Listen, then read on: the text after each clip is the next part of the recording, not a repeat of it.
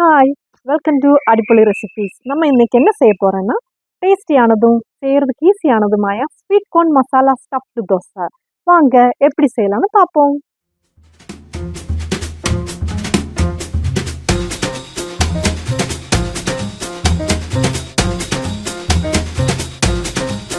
தேவையான பொருட்கள்: வெங்காயம், தக்காளி, பூண்டு, இஞ்சி, பச்சை மிளகு, ஸ்வீட் கார்ன். வெங்காயம், தக்காளி, பச்சை மிளகு இதெல்லாம் சின்ன சின்னதாக நறுக்கிக்கணும்.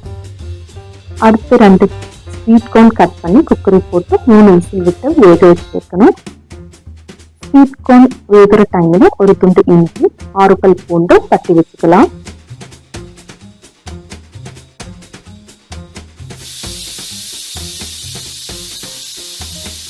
ஸ்வீட் கார்ன் சூடாறினதும் உதுத்து ஒரு மிக்சி ஜாரில் போட்டு கொரகொரப்பா அரைச்சி வைக்கணும்.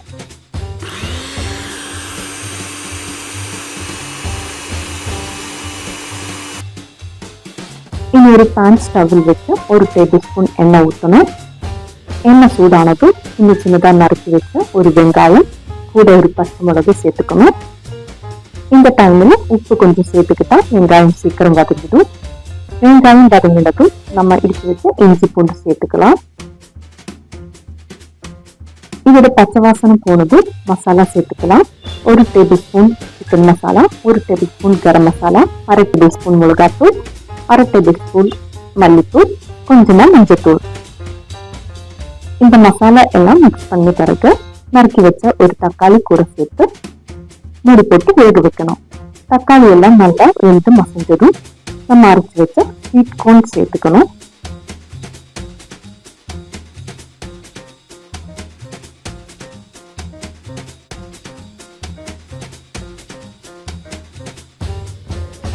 கூட கொஞ்சம் கொத்தமல்லி இலையும் போட்டு நல்லா மிக்ஸ் பண்ணிக்கலாம். இப்போ நமக்கு ஸ்டஃப் பண்றதுக்கான மசாலா ரெடி.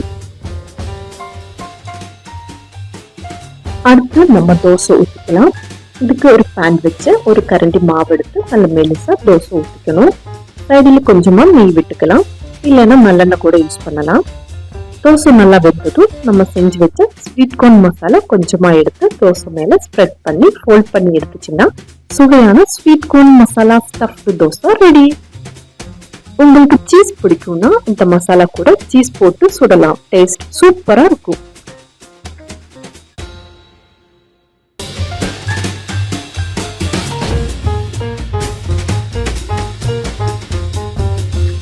நீங்க செஞ்சு பாருங்க, உங்களுக்கு கண்டிப்பா பிடிக்கும். ஊரெல்லாம் ஓடி அலைஞ்சு உழைச்சு சம்பாதிக்கிறது எதுக்கு? இதுக்கு தானே.